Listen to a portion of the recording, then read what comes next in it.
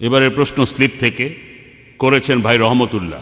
ইসলামের বিরুদ্ধে মিডিয়া যে মিথ্যা খবর ছড়াচ্ছে, এক্ষেত্রে একজন মুসলিম হিসাবে আমার কি করা উচিত? ইসলামের বিরুদ্ধে মিডিয়ার বিভিন্ন মিথ্যা প্রচারণার প্রতিবাদ করতে গেলে আপনাকে প্রথমে যেটা করতে হবে, আপনার দ্বীন ইসলাম সম্পর্কে আপনাকে ভালোভাবেই জানতে হবে। আর উত্তর দেওয়ার সময় হীনমন্যতায় ভুগবেন না। আমি কথা আগেও বলেছি, উত্তর দিন আত্মবিশ্বাস নিয়ে, মুসলিম হিসেবে গর্ববোধ করুন। খেয়াল রাখবেন যেন ইসলাম সম্পর্কে আপনার পরিষ্কার ধারণা থাকে আর আপনিও সেটা ঠিকভাবে পালন করবেন। যদি আপনি ঠিকমতো পালন না করেন তাহলে ইসলাম সম্পর্কে ভুল তথ্য প্রচার করবেন। সেজন্য প্রথমে আপনি ইসলাম ধর্ম ঠিকভাবে পালন করবেন, কোরআন এবং হাদিস মেনে।